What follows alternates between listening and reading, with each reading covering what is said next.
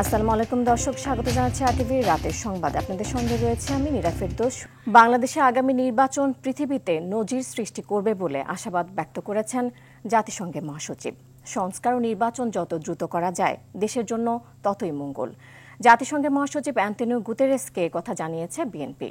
আর জামায়াত চায় সুষ্ঠু নির্বাচন, টেকসই গণতন্ত্র ও জাতীয় ঐক্য। সংস্কার টেকসই করতে গণপরিষদ নির্বাচনের পক্ষে মত দিয়েছে জাতীয় নাগরিক পার্টি। জাতিসংঘে সফররত মহাসচিবের সঙ্গে বৈঠকে এসব কথা জানায় রাজনৈতিক দলগুলোর প্রতিনিধিরা। রিপোর্ট জাহিদ রহমানের। রাজধানীর হোটেল ইন্টারকন্টিনেন্টালে জাতিসংঘের সফররত মহাসচিব আন্তোনিও গুতেরেসের সঙ্গে বৈঠকে অংশ নেয় সংস্কার কমিশনের সদস্য এবং বিভিন্ন রাজনৈতিক দলের শীর্ষ নেতারা। জুলাই আগস্ট গণঅভ্যুত্থান এবং এর পরবর্তী বাংলাদেশের চলমান পরিস্থিতি, সংস্কার, জাতীয় সংসদ নির্বাচন, সর্বোপরি গণতান্ত্রিক উত্তরণ প্রক্রিয়া নিয়ে রাজনৈতিক দলগুলো তাদের মত তুলে ধরেন। বৈঠক শেষে বিএনপি মহাসচিব বলেন, সংস্কার হতে হবে নির্বাচন কেন্দ্রিক। এর মাধ্যমে দ্রুত নির্বাচন এবং নির্বাচিত সংসদের মাধ্যমে পরবর্তী সংস্কারের কথা তুলে ধরা হয়েছে বৈঠকে। সংস্কারটা অবশ্যই করতে হবে, কিন্তু সেই সংস্কারটা যত দ্রুত করা যায়, আমরা যেটা বলেছি, আমরা মূলত যে নির্বাচন কেন্দ্রিক যে বিষয়গুলো আছে সেগুলো করে ফেলা এবং তার দ্রুত ইলেকশন করা এবং একটা পার্লামেন্টের মাধ্যমে বাকি বিষয়গুলোকে আপনার করতে হবে। এটা একটা চলমান প্রক্রিয়া। জামায়াত নাগরিক পার্টি সহ বিভিন্ন রাজনৈতিক দলগুলো সংস্কার ও নির্বাচনের বিষয় তুলে ধরেছে। আমরা সংস্কারের ব্যাপারে কথা বলেছি, একটা ফেয়ার নির্বাচনের ব্যাপারে আমরা কথা বলেছি। গণপরিষদ ছাড়া সংবিধানের মৌলিক কোনো পরিবর্তন আসলে কিন্তু টেকসই হবে না। জাতীয় নির্বাচনটা একই সাথে আইনসভা এবং গণপরিষদ নির্বাচন এবং পাশাপাশি আমরা বিচারের বিষয়টা বলেছি এবং সার্বিকভাবে ইউএনকে আমরা ধন্যবাদ জানিয়েছি। তারা গত 15-16 বছর ধরে যেই পরিবারটা বাংলাদেশকে শোষণ করেছে, নির্যাতন করেছে, তাদের সদস্যরা যেই নেপোটিজম, স্বজনপ্রীতির মাধ্যমে বাংলাদেশের অংশ হয়ে এই সব জায়গাতে কাজ পেয়েছে, আমরা বলেছি এই অ্যাপয়েন্টমেন্টগুলোকে রিভাইজ করবার জন্য। দেশটাকে একটা নতুন রাজনৈতিক বন্দোবস্তে নিতে হবে। এই পদ্ধতিটা হওয়া উচিত কনসেনসাস, অর্থাৎ ঐক্যমত্য, সমঝোতা এর মধ্য দিয়ে। নির্বাচন বাংলাদেশের অভ্যন্তরীণ বিষয়, ঐক্যমত্যের ভিত্তিতেই তা হবে বলে মনে করেন জাতিসংঘের মহাসচিব। বৈঠক শেষে একথা জানান রাজনৈতিক নেতারা। বাংলাদেশে একটা স্ট্রং ডেমোক্রেটিক গভর্নমেন্ট আসবে সেটা আশা করেছেন। জাহিদ রহমান, আরটিভি, ঢাকা। দলগুলোর মধ্যে মতপার্থক্যকে মতবিরোধে রূপ না দেবার অনুরোধ জানিয়ে জাতীয় স্বার্থে সবাইকে এক হবার আহ্বান জানালেন জামায়াতে ইসলামের আমির ডাক্তার শফিকুর রহমান। রাজধানীর চীন মৈত্রী সম্মেলন কেন্দ্রে রাজনৈতিক নেতা ও বিশিষ্ট ব্যক্তিদের সম্মানে জামায়াতে ইসলামী আয়োজিত ইফতার মাহফিলে এ আহ্বান জানান তিনি। ফ্যাসিবাদের তৈরি জঞ্জাল পরিষ্কার করতে সরকারকে যৌক্তিক সময় দিতে চান জানিয়ে সংস্কার ও নির্বাচনের রূপরেখা আরও স্পষ্ট করতে সরকারের প্রতি আহ্বান জানান জামায়াতের আমির। ধর্ষণ ও হত্যামুক্ত মানবিক দেশ গড়তে সবার সহযোগিতাও কামনা করেন ডাক্তার শফিকুর রহমান।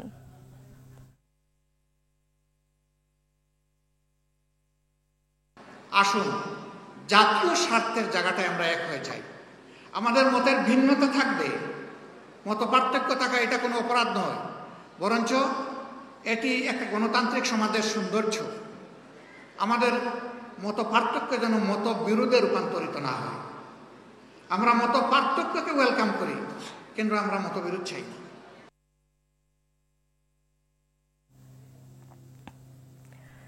ডক্টর ইউনূসের নেতৃত্বে বাংলাদেশের গণতন্ত্রের যাত্রাকে স্বীকৃতি জানিয়ে জাতিসংঘ মহাসচিব অ্যান্টোনিও গুতেরেস বলেছেন, জাতীয় সংলাপের মাধ্যমে শান্তি ও আস্থা স্থাপনে সহায়তা করবে জাতিসংঘ। রোহিঙ্গাদের মায়ানমারে ফেরাতেও বাংলাদেশকে সহায়তা অব্যাহত রাখার কথা পুনর্ব্যক্ত করেছেন জাতিসংঘ মহাসচিব।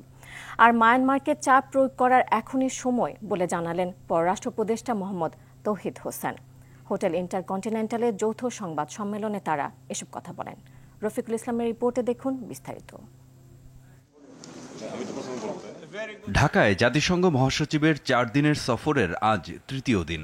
সকাল থেকেই নানা কর্মসূচির মধ্য দিয়ে ব্যস্ত সময় পার করেন তিনি। বিকেলে হোটেল ইন্টারকন্টিনেন্টালে যৌথ সংবাদ সম্মেলনে জাতিসংঘ মহাসচিব অ্যান্টোনিও গুতেরেস রোহিঙ্গা সমস্যা নিরসনে বাংলাদেশের পাশে থাকার প্রত্যয় ব্যক্ত করেন।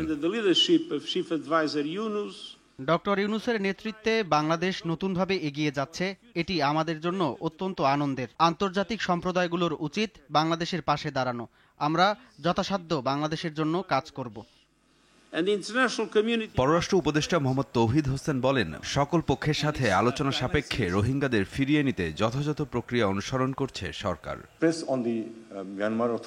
মিয়ানমার সরকারকে চাপ দেওয়া হচ্ছে, এটি এখন সময়। যদিও মিয়ানমারের পরিস্থিতি এখন কিছুটা জটিল, তবুও আমরা আমাদের পক্ষ থেকে চেষ্টা চালিয়ে যাচ্ছি।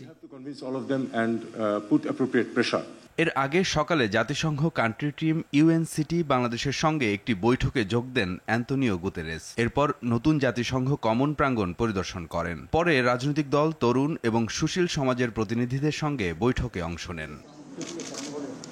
রফিকুল ইসলাম, RTV, ঢাকা। বাংলাদেশ প্রকৌশল বিশ্ববিদ্যালয় বুয়েটের ছাত্র আবরার ফাহাদ হত্যা মামলায় আপিলের রায় কাল। হত্যা মামলায় আসামিদের ডেথ রেফারেন্স, মৃত্যুদণ্ড অনুমোদন ও আপিলের উপর এই রায় ঘোষণা হতে পারে। বিচারপতি AKM আসাদুজ্জামান ও বিচারপতি সৈয়দ এনায়েত হোসেনের সমন্বয়ে গঠিত হাইকোর্ট বেঞ্চে এই রায় ঘোষণা করবেন। প্রায় 4 বছর আগে মামলায় বিচারিক আদালতের দেয়া রায়ে 20 জনকে মৃত্যুদণ্ড ও 5 জনকে যাবজ্জীবন কারাদণ্ড দেওয়া হয়। আসামিরা সবাই বুয়েট শাখা ছাত্রলীগের বহিষ্কৃত নেতাকর্মী। 2019 সালের 6 অক্টোবর বুয়েটের শেরেবাংলা হল থেকে তড়িৎ ইলেকট্রনিক্স প্রকৌশল বিভাগের 2য় বর্ষের ছাত্র আবরার ফাহাদকে নির্যাতন করে হত্যা করা হয়।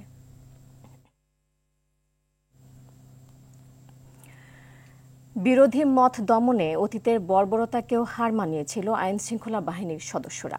কোনো মামলা না থাকলেও তুলে নিয়ে করা হতো পাশবিক নির্যাতন। 2015 সালে বিএনপি নেতা আনিসুর রহমান তালুকদার খোকনকে 3 মাসেরও বেশি সময় অচেনা জায়গায় বন্দি রেখে করা হয় পাশবিক নির্যাতন। ভেঙে ফেলা হয় একটি হাত ও একটি পা। খোকনের উপর হওয়া সেই অমানবিক নির্যাতনের কথা জানাচ্ছেন সহকর্মী রফিকুল ইসলাম। ছবি তুলেছেন মোহাম্মদ আলাউদ্দিন। সময়টা পার করা সেটা ছিল একদম তার চাইতে বেশি কষ্টে। 2014 সালের একতরফা নির্বাচনের বিরুদ্ধে আন্দোলনের কারণে বিএনপির যে নেতারা প্রথম দিকে আওয়ামী লীগ সরকারের গুমের শিকার হয়েছিলেন, তাদের মধ্যে অন্যতম ছাত্রদলের তৎকালীন সাংগঠনিক সম্পাদক ও বিএনপির কেন্দ্রীয় সহ গণশিক্ষা বিষয়ক সম্পাদক আনিসুর রহমান তালুকদার খোকন। 2015 সালের 6 মার্চ ধানমন্ডি থেকে সাদা পোশাকে তুলে নেওয়া হয়। এরপর তার উপর শুরু হয় অমানবিক নির্যাতন। নিয়ে যাওয়ার সাথে সাথে বাজেভাবে নির্যাতন শুরু হলো। হকি স্টিক দিয়ে ইচ্ছা মতো পিটাতে শুরু করলো। একটা গামছা দিয়ে চোখ বেঁধে ফেললো, চোখ বেঁধে তারপরে 2টা টুপি পরাই দিল। একদমই নিঃশ্বাস নিতে পারছিলাম না। এভাবেই প্রায় 10 দিন 11 দিনের মতো প্রতিদিনই 2-3 বার করে এভাবে মারতো। ঘাড়ে একটা ইঞ্জেকশন দিত, পানি পানি করে চিৎকার করলো, পানি দিত না। 3 মাস 17 দিন পর একাধিক মামলায় গ্রেপ্তার দেখিয়ে তাকে কারাগারে পাঠানো হয়। আমার সব সময় এটাই চিন্তা হতো যে আমার মনে হয় আর কখনো ফিরে যাওয়া হবে না, আমার মনে হয় আর কখনো সন্তানদের সাথে দেখা হবে না, সহযোদ্ধাদের সাথে দেখা হবে না। প্রায় 13 মাস অন্যায়ভাবে কারাভোগের পর জামিনে মুক্ত হন খোকন। তবে এখনও সেই দুঃসহ স্মৃতি তাড়া করে বেড়ায় তাকে। কিভাবে আমার স্ত্রী, আমার সন্তান, আমার বাবা বা ভাই বোনরা এই সময়টা তারা প্রত্যেকটা মানুষ পুরো পাগল হয়ে গেছে। গুম খুনের অপরাজনীতি আর ফিরে না আসুক। আগামীর বাংলাদেশ সব মতের মানুষের জন্য নিরাপদ হোক, এই প্রত্যাশা তার। রাজনীতিক কর্মী সে যে দলেরই হোক, এই ধরনের কারো প্রতি যেন নির্যাতন করা না হয়, যে নির্যাতনটা পুরো পরিবার ভোগ করে। গত 17 বছরে গণতন্ত্র পুনরুদ্ধারের আন্দোলনে 5 বছরেরও বেশি সময় কারাভোগ করতে হয়েছে খোকনকে। তার মতো অসংখ্য নেতাকর্মীর এই ত্যাগের বিনিময়ে আগামীতে একটি সুখী সমৃদ্ধ বাংলাদেশ গড়ে উঠবে, এই প্রত্যাশা তার। আবার বাংলাদেশকে নতুন করে রফিকুল ইসলাম, RTV, ঢাকা। মাগুরায় শেষ শিশু ধর্ষণ ও হত্যার ঘটনায় আদালতে 164 ধারায় স্বীকারোক্তিমূলক জবানবন্দি দিয়েছেন প্রধান আসামি হিটু শেখ। বিকেলে মাগুরার চিফ জুডিশিয়াল ম্যাজিস্ট্রেট আদালতে তার স্বীকারোক্তিমূলক জবানবন্দি গ্রহণ করা হয়। সদর থানার GRO আব্দুল হামিদ জানান, মামলার তদন্তকারী কর্মকর্তা OC আলাউদ্দিন সর্দার প্রধান আসামি হিটু শেখকে আদালতে উপস্থাপন করেন। এ সময় সিনিয়র জুডিশিয়াল ম্যাজিস্ট্রেট সব্যসাচী রায় অপরাধের স্বীকারোক্তিমূলক জবানবন্দি লিপিবদ্ধ করে হিটু শেখকে কারাগারে প্রেরণের নির্দেশ দেন। আসিয়ার ধর্ষকদের বিচার ৯০ দিনের মধ্যেই হতে হবে, ৯১ দিনও যেন পার না হয়, এ দাবি জানিয়েছেন জামায়াতের আমির ডাক্তার শফিকুর রহমান। সকালে মাগুরার সেনাকুণ্ডি গোরস্থানে আসিয়ার কবর জিয়ারতের পর সাংবাদিকদের সঙ্গে তিনি কথা বলেন। তিনি বলেন, ধর্ষকের শাস্তি নিশ্চিত না হলে এই ধরনের ঘটনা ঘটতেই থাকবে। ধর্ষণের বিচার একমাত্র ফাঁসি। দেশে ধর্ষণের ঘটনা আগে বিচার তেমন হয়নি, বেশিরভাগ দোষী ছাড়া পেয়ে গেছে। পরে জারিয়া গ্রামে আসিয়ার পরিবারের সদস্যদের দেখতে যান তিনি, সেখানে তাদের সমবেদনা জানান জামায়াত আমির। আমরা বলেছি সর্বোচ্চ ৯০ দিনের ভিতরে বিচার, রায় এবং তা কার্যকর আমরা দেখতে চাই। আমরা এই জন্য ৯০ দিন বলেছি, কিন্তু আমরা ৯১ দিন দেখতে চাই না। এই ধরনের জঘন্য অপকর্মে যারা লিপ্ত হবে আমরা তাদেরকে সামাজিকভাবে বয়কট করি এবং তাদেরকে আমরা ঘৃণা করি। নারীর প্রতি সহিংসতার কোনো ঘটনা হেল্প অ্যাপে লিপিবদ্ধ হলে তৎক্ষণাৎ সেটি এফআইআর হিসেবে গণ্য করা হবে বলে জানিয়েছেন DMP commissioner Sheikh Mohammad Sajjad Ali. Broadcast journalist centre আয়োজিত গণপরিবহনে নারীদের নিরাপত্তায় সহায়ক হেল্প অ্যাপের উদ্বোধনী অনুষ্ঠানে একথা বলেন তিনি।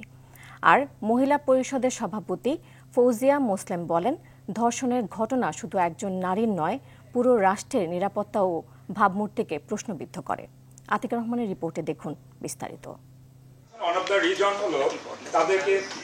গণপরিবহনে নারী সুরক্ষা চালু হলো harassment elimination literacy programme help app. Broadcast journalist সেন্টারের উদ্যোগে চালু হয় এই অ্যাপস ব্যবহার করে ঢাকায় গণপরিবহনে নারীরা ইপটিজিং বা যে কোনো ধরনের নির্যাতনের শিকার হলে পুলিশের সহযোগিতা পাবে। রাজধানীর ডেইলি স্টার ভবনে অ্যাপসটির উদ্বোধন করেন ডিএমপি কমিশনার মোহাম্মদ সাজ্জাদ আলী। তিনি বলেন, অ্যাপসে চাপ দিলেই মামলা নেবে পুলিশ, দ্রুত তদন্ত করা হবে। অ্যাপসের মাধ্যমেও যদি আমার থানায় রিপোর্ট হয়ে যায়, we consider this is FIR. যখনই অ্যাকশনের প্রয়োজন হবে, বেসড অন দিস আমরা মামলা শুরু করব, যে দিস ইজ এফআইআর, ওইটা থেকেই আমরা শুরু করতে পারি, আমাদের কোনো আইনগত বাধা নেই।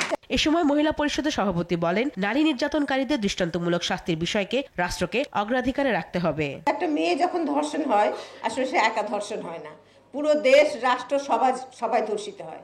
যে ভাবমূর্তিটা রাষ্ট্রের, সমাজের প্রকাশিত হয়, সেই ভাবমূর্তিটাকে ফিরিয়ে আনতে নিশ্চয়ই রাষ্ট্র সমাজকে কাজ করতে হয়।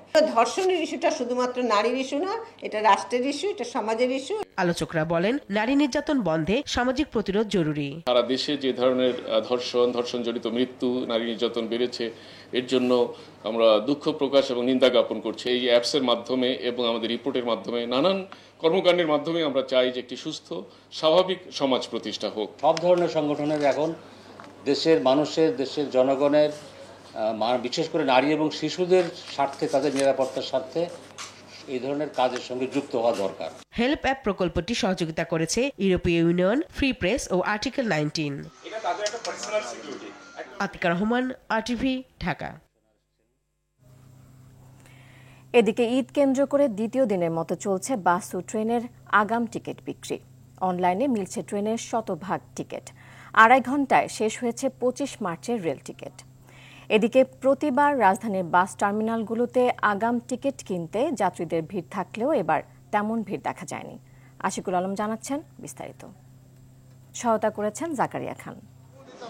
শনিবার সকাল থেকে চলছে দ্বিতীয় দিনের মতো ঈদ যাত্রার টিকিট বিক্রি। তবে রাজধানীর বাস টার্মিনালগুলোতে তেমন ভিড় নেই। টিকিট কেনাবেচা কম বলছেন বাস শ্রমিকরা। আজকে রানিং টিকিট দিচ্ছি আমরা, কিন্তু আমাদের কোনো অ্যাডভান্স যাত্রী এখনো হইতেছে না।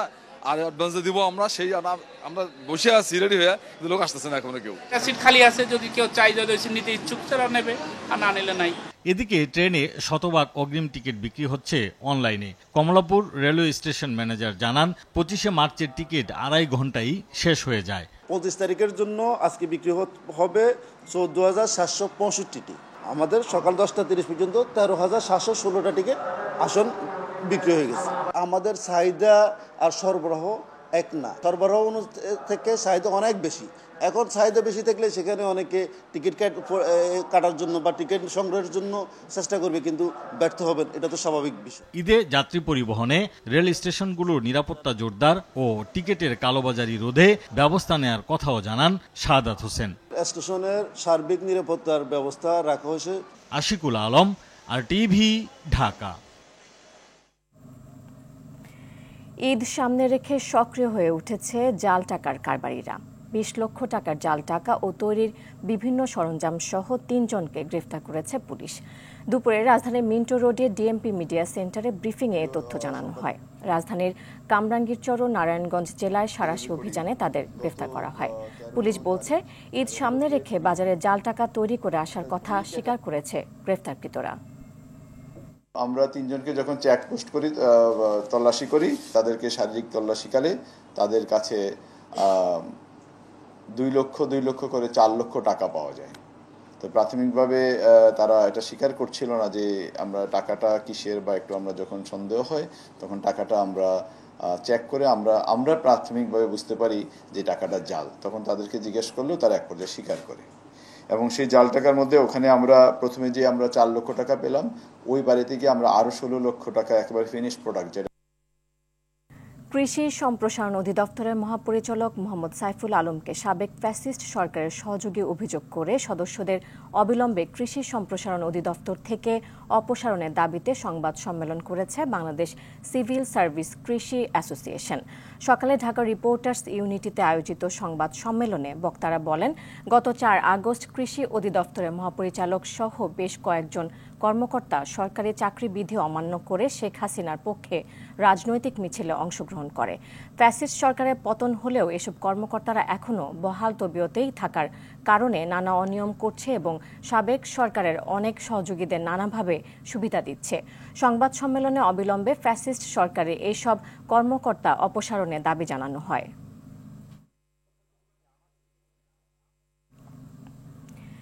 টেকনাফের নাফ নদী ও বঙ্গোপসাগরে মাছ ধরতে গিয়ে রোহিঙ্গা সহ আটক হওয়া 26 জেলেকে ফেরত পাঠিয়েছে আরাকান আর্মি। বিকেলে টেকনাফ পৌরসভার জালিয়াপাড়া ঘাট দিয়ে তাদের ফেরত আনা হয় বলে জানান বিজিবি টেকনাফ 2 ব্যাটালিয়নের অধিনায়ক লেফটেন্যান্ট কর্নেল মোহাম্মদ আশিকুর রহমান।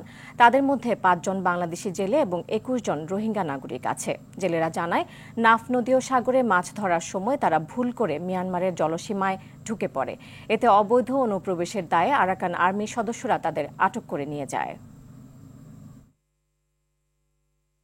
অবসর নেওয়া ক্রিকেটাররা বাংলাদেশ ক্রিকেটের সাথে যুক্ত হলে খুশি হবেন বলে মন্তব্য করেছেন বিসিবি সভাপতি ফারুক আহমেদ।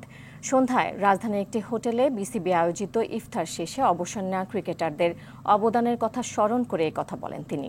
দীর্ঘদিন বাংলাদেশে ক্রিকেটে অবদান রাখায় সদ্য অবসর নেওয়াদের এ সময় অভিনন্দনও জানান বিসিবি সভাপতি। এছাড়া সামাজিক যোগাযোগ মাধ্যমে অবসরের ঘোষণা দেয়া ক্রিকেটারদের ব্যক্তিগত বিষয় বলে মন্তব্য করে তাদের সম্মানিত করা হবে বলেও ঘোষণা দেন তিনি। আমার মনে হয় এটা আসলে একান্তই প্লেয়ারদের ব্যাপার। ওয়ানডে ম্যাচ আছে আপনার খুব সম্ভবত শ্রীলঙ্কাতে, তার আগে হয়তো পাকিস্তান যাব আমরা। সো এটা একটু লম্বা সময়, এটা হয়তো আমার মনে চিন্তা করে যেহেতু যে ডিসিশন নিয়েছে এই জন্য তো মাঠ থেকে নিতে পারেনি। চেষ্টা করব যাতে তাদের একটা মানে প্রপার সম্মান জানাতে পারি আমরা, যে কোনো ফর্মেই যে কোনো জায়গায় হোক। দর্শক, রাতের সংবাদ এ পর্যন্তই। মধ্যরাতের সংবাদ 1টায় দেখার আমন্ত্রণ রইল। এতক্ষণ সাথে থাকার জন্য ধন্যবাদ সবাইকে।